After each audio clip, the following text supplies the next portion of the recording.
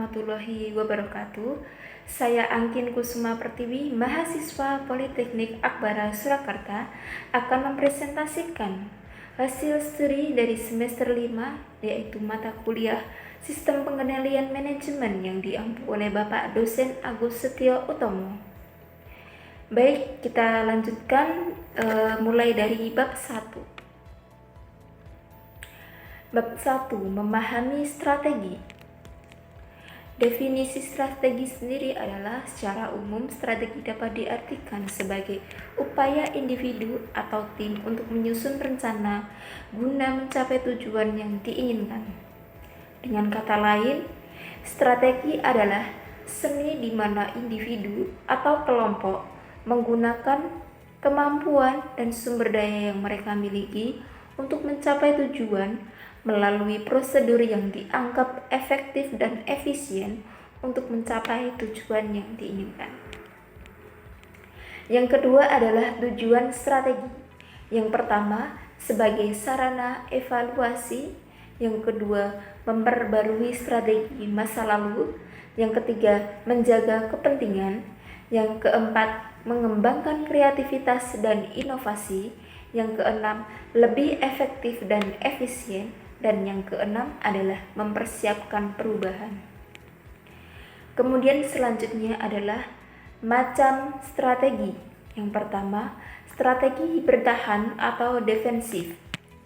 Strategi ini untuk menjalankan bisnis berdasarkan rasionalitas yang dapat menjadikan salah satu kunci keberhasilan yang mencapai tujuan tanpa mengganggu rencana dan proses yang ada.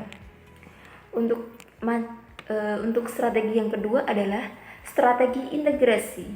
Strategi ini lebih banyak digunakan oleh perusahaan untuk mengendalikan masalah yang muncul dalam perencanaan distributor, pemasok, dan pesaing. Yang ketiga adalah strategi diversitas. Strategi ini berupaya menambahkan produk baru atau jasa baru ke perusahaan tanpa wajib mengganggu atau mengganggu kesukaan pelanggan yang sudah terbentuk.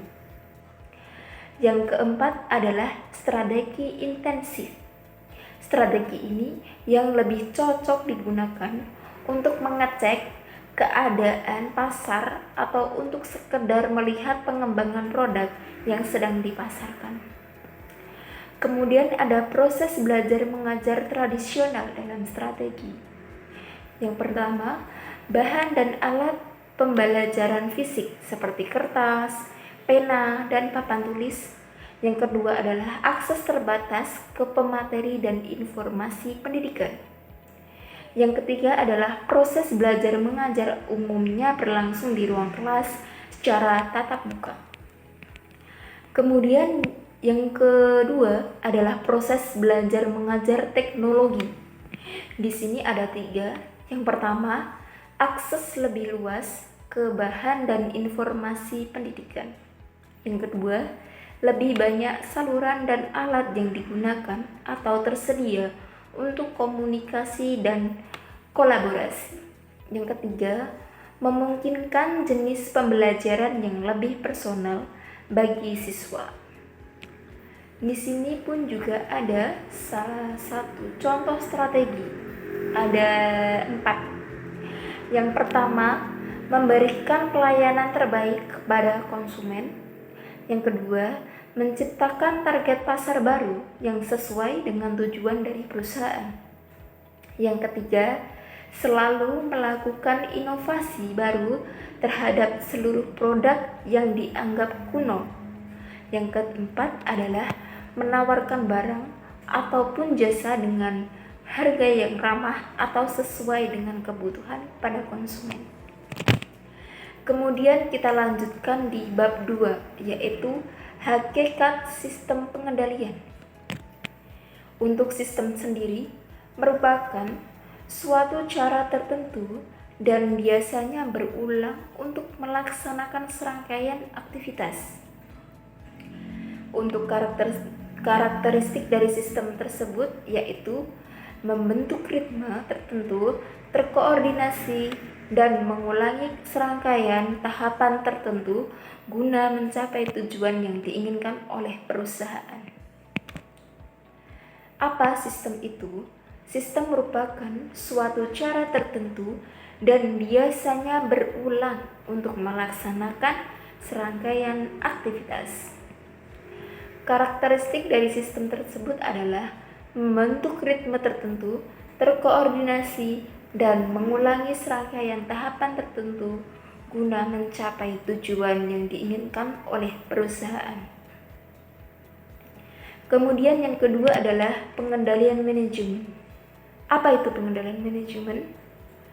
Pengendalian manajemen merupakan proses di mana para manajer mempengaruhi anggota organisasi untuk mengimplementasikan strategi organisasi.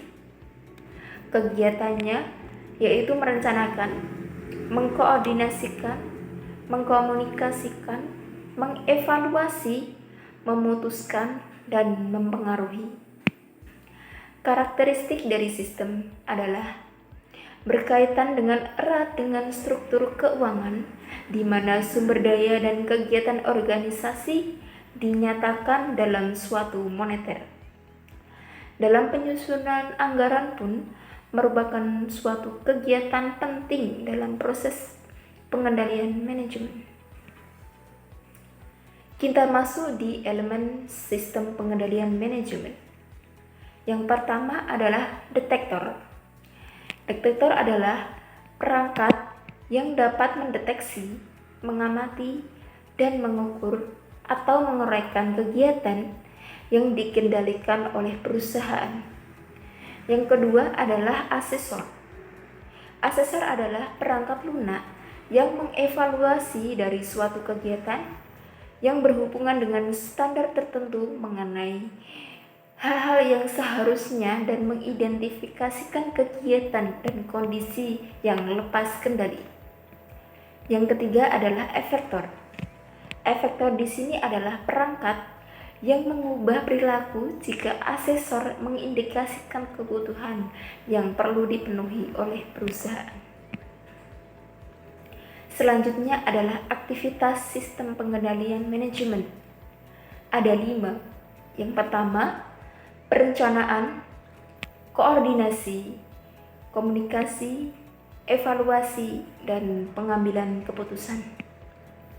Selanjutnya adalah masalah sistem pengendalian manajemen, yaitu mendorong agar saat para anggota mencapai tujuannya sendiri dan pada saat yang sama mereka secara otomatis membantu pencapaian tujuan organisasi.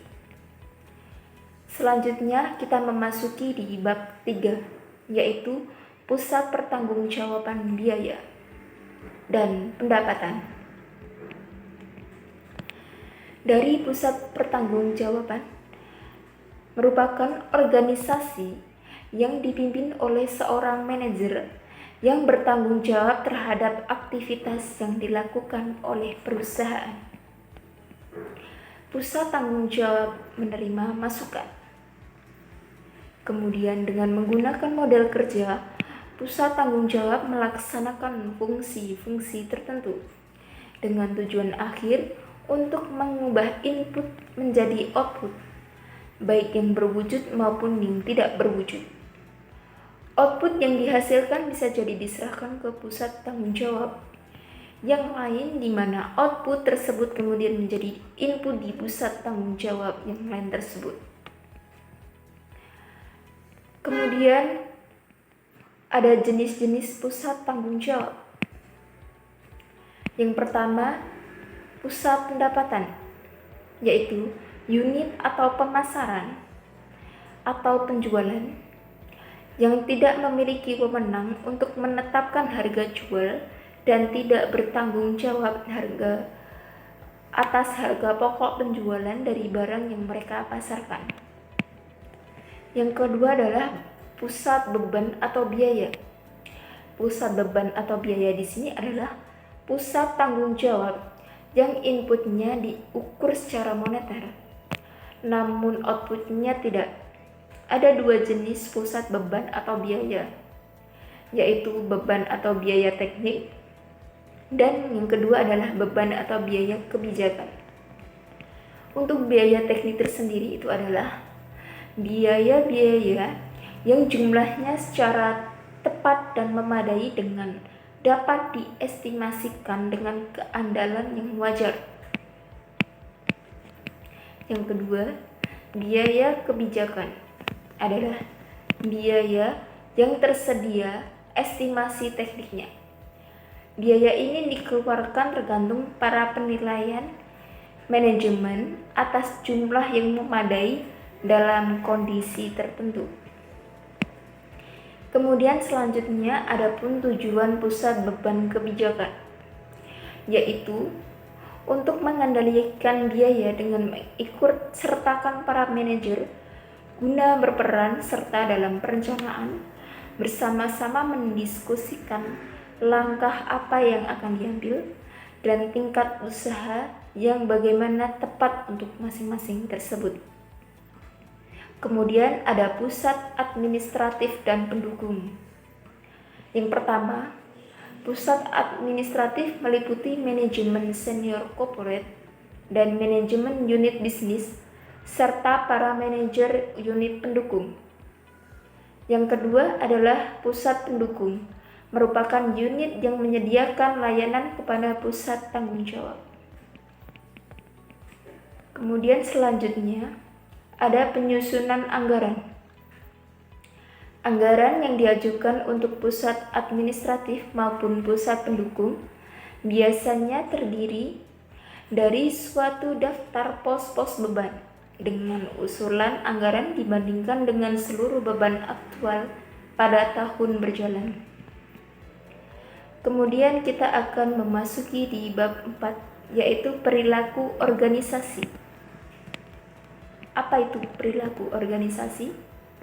Perilaku organisasi adalah suatu studi yang menyangkut aspek tingkah laku manusia dalam suatu organisasi atau suatu kelompok yang meliputi aspek yang ditimbulkan dari pengaruh organisasi terhadap manusia dan begitupun sebaliknya. Tujuannya adalah untuk mendeterminasi bagaimana perilaku manusia itu mempengaruhi usaha pencapaian tujuan dari organisasi tersebut. Kemudian ada ruang lingkup dari perilaku organisasi. Yang pertama, perilaku individu. Yang kedua, perilaku antar individu. Dan yang ketiga adalah perilaku kelompok. Selanjutnya ada sifat individu dalam organisasi. Yang pertama, manusia berbeda perilakunya karena kemampuan yang tidak sama. Yang kedua, manusia mempunyai kebutuhan yang berbeda. Yang ketiga, orang berpikir tentang masa depan dan membuat pilihan tentang bagaimana mereka bertindak. Yang keempat, seseorang memahami lingkungannya dalam hubungannya dengan pengalaman masa lalu dan kebutuhannya.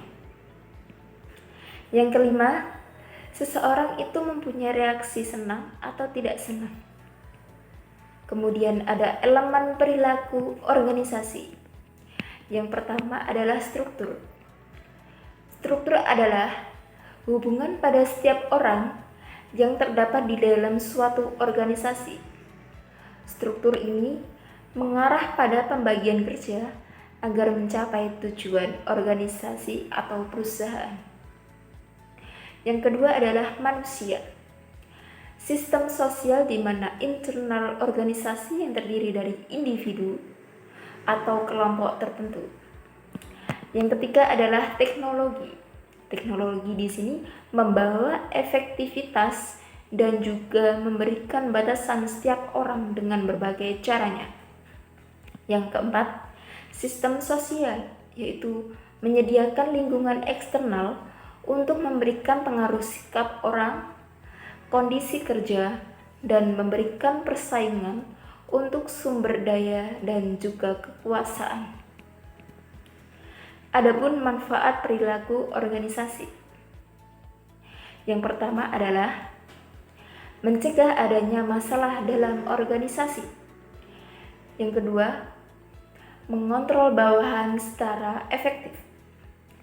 Yang ketiga, perilaku organisasi berguna untuk setiap hubungan industri perusahaan. Yang keempat, membantu dalam memberikan motivasi pada karyawan dan mempertahankan mereka di dalam organisasi atau perusahaan. Kemudian selanjutnya, ada faktor-faktor yang mempengaruhi dari perilaku organisasi. Yang pertama, peningkatan kepuasan kerja. Yang kedua, hak yang didapatkan atas pekerjaan yang telah mereka capai. Yang ketiga, pengurangan kealpaan. Yang keempat, penurunan atau turnover. Yang kelima, peningkatan produktivitas. Kita lanjutkan di bagian upaya pencegahan perilaku yang menyimpang. Yang pertama, menciptakan suasana dan lingkungan yang harmonis. Yang kedua, memberikan pujian jika dia baik dan memberikan teguran jika dia salah. Yang ketiga, menanamkan nilai-nilai agama dan nilai-nilai budi pekerti. Yang keempat, menanamkan kedisiplinan dan rasa kekeluargaan. Yang kelima, penuh perhatian kepada seluruh anggota dalam organisasi atau perusahaan. Kemudian kita lanjutkan di bab selanjutnya, yaitu pusat pertanggungjawaban laba. Definisi dari pusat pertanggungjawaban laba yaitu pusat pertanggungjawaban yang memiliki kewenangan untuk mengendalikan biaya-biaya dan menghasilkan pendapatan, tetapi tidak memiliki kewenangan untuk mengambil keputusan tentang investasi. Contoh dari hal tersebut adalah pimpinan anak perusahaan atau manajer divisi yang tidak diberi hak untuk mengambil keputusan tentang investasi. Kemudian ada manfaat dari pusat pertanggungjawaban laba. Yang pertama, memudahkan kantor pusat untuk memperoleh informasi profitabilitas dari komponen produk perusahaan. Yang kedua, kecepatan dan pengambilan keputusan dari operasional yang dapat ditingkatkan. Yang ketiga, manajemen kantor pusat bebas dari pengambilan keputusan harian. Kemudian di sini adalah kesulitan pusat pertanggungjawaban laba. Yang pertama, unit-unit organisasi yang pernah bekerja sama sebagai unit fungsional akan saling berkompetisi satu sama lain. Yang kedua, divisionalisasi dapat mengakibatkan biaya tambahan. Yang ketiga, para manajemen umum yang kompeten mungkin saja tidak adalah organisasi fungsional. Kemudian yang keempat, mungkin ada terlalu banyak tekanan atas profitabilitas jangka pendek dengan mengorbankan profitabilitas jangka panjang. Yang kelima, tidak ada sistem yang sangat memuaskan bahwa optimalisasi laba dari masing-masing pusat laba akan mengoptimalkan laba perusahaan secara keseluruhan. Kemudian bentuk pusat laba di sini adalah 1. Unit bisnis atau divisi. Unit bisnis atau divisi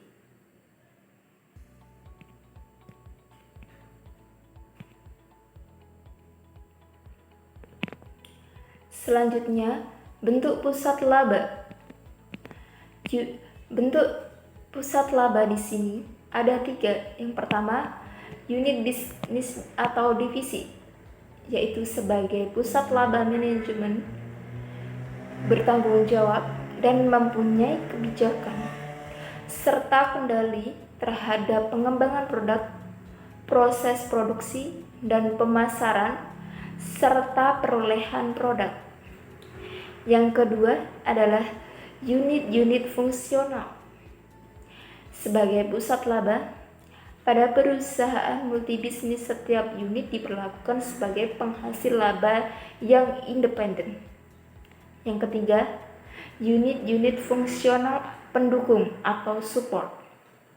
Sebagai pusat laba, hal ini meliputi unit pemeliharaan, teknologi informasi, transportasi, teknik konsultan, dan layanan yang dapat dijadikan pusat laba. Assalamualaikum warahmatullahi wabarakatuh. Saya Anggim Kusuma Pertiwi, mahasiswa Politeknik Akbar Surakarta, akan mempresentasikan hasil studi saya di semester 5 dari mata kuliah Sistem Informasi Akuntansi yang diampu oleh Bapak dosen Agus Setio Utomo. Langsung saja akan saya bahas dari bab 1 sampai dengan 6. Yang pertama, bab 1 mengenai sistem informasi. Sistem informasi adalah sekumpulan elemen yang bersama-sama baik secara manual maupun berbasis komputer dalam melaksanakan pengolahan data yang berupa pengumpulan, penyimpanan, pemrosesan data untuk menghasilkan informasi yang bermakna dan berguna bagi proses pengambilan keputusan. Kemudian selanjutnya adalah elemen sistem informasi. Yang pertama adalah orang, kedua prosedur, ketiga perangkat lunak, keempat perangkat keras, yang kelima basis data, dan yang keenam adalah jaringan. Kemudian ada unsur pokok dari sistem informasi akuntansi.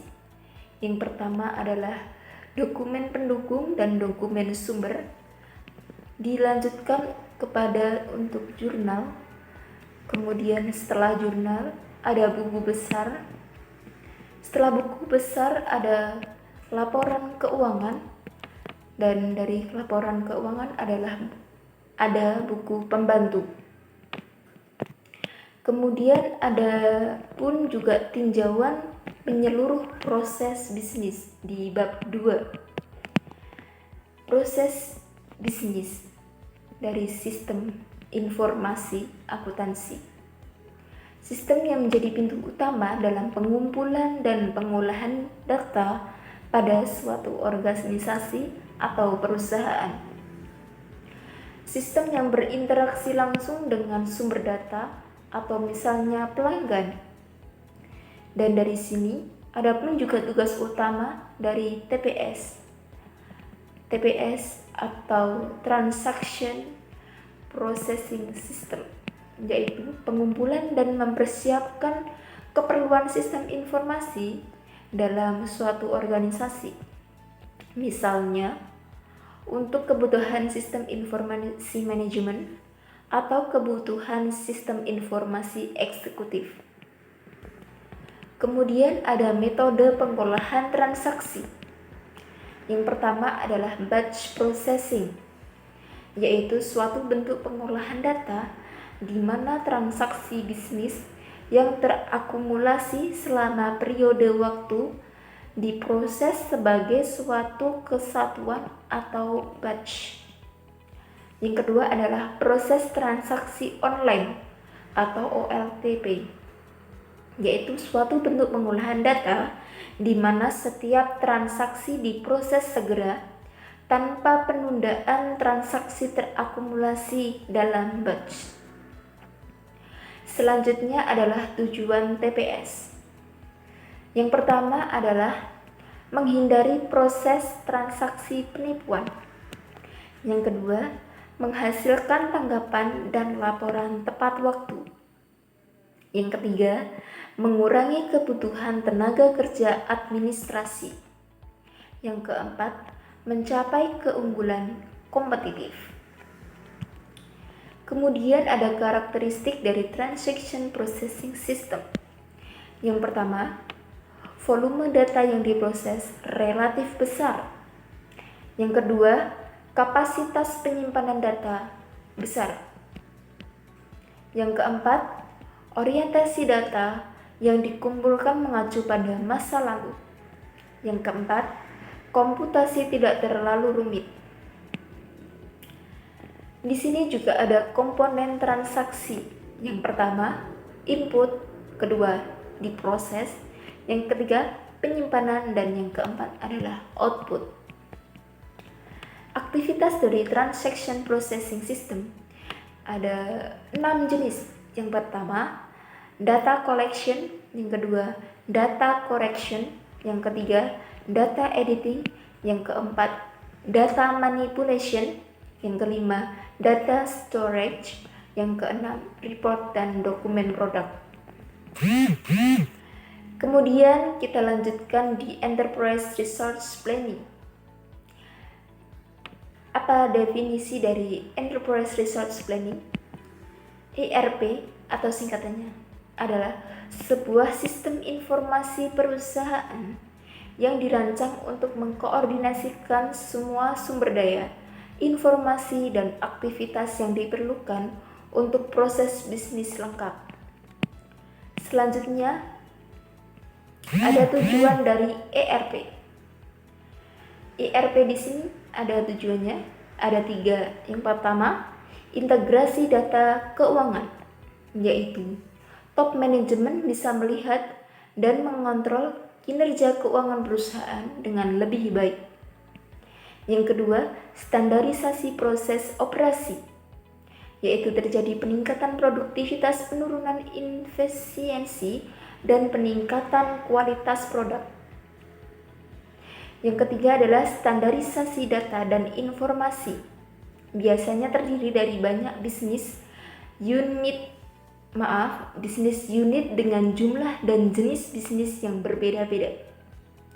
Kemudian kita lanjutkan di bab 3, yaitu basis data dan data relasional. Apa itu basis data? Dalam basis data, kita mengenal bahasa untuk mengenal data yang tersimpan pada DBMS atau Database Management System yang disebut SQL, yaitu Structural Query Language. Apa itu SQL? Yaitu bahasa standar untuk mengelola basis data yang dikembangkan pertama kali oleh IBM. Kemudian ada penipuan dan pengamanan komputer. Penipuan komputer sendiri adalah tindakan ilegal ataupun yang membutuhkan pengetahuan teknologi komputer untuk melakukan tindakan awal penipuan, penyelidikan, atau pelaksanaannya. Contohnya adalah pencurian, penggunaan akses, modifikasi, penyalinan, perusakan, atau data secara tidak sah. Di sini juga ada teknik penipuan dan penyalahgunaan komputer. Yang pertama adalah cracking atau menjebol, yang kedua adalah data threading atau mengacak data, yang ketiga data leakage atau kebocoran data, kemudian ada denial of service attack, serangan penolakan pelayanan, kemudian eavesdropping atau menguping, dan email forgery dan threats, yaitu pemalsuan email. Kemudian ada pun juga mencegah dan mendeteksi penipuan komputer. Yang pertama, meningkatkan kesulitan untuk melakukan penipuan. Yang kedua, memperbaiki metode deteksi. Yang ketiga, mengurangi kerugian akibat penipuan. Yang keempat, menuntut dan memenjarakan pelaku penipuan. Bab selanjutnya yaitu pengauditan sistem informasi berbasis komputer. Pengertian dari bab tersebut yaitu sistem informasi berbasis komputer, yaitu proses mengumpulkan dan mengevaluasi fakta untuk memutuskan apakah sistem komputer yang merupakan aset bagi perusahaan itu terlindungi, integritas data terpelihara sesuai dengan tujuan organisasi atau perusahaan. Kemudian ada 3 jenis audit. Yang pertama audit keuangan, yaitu memeriksa keandalan dan integritas catatan akuntansi.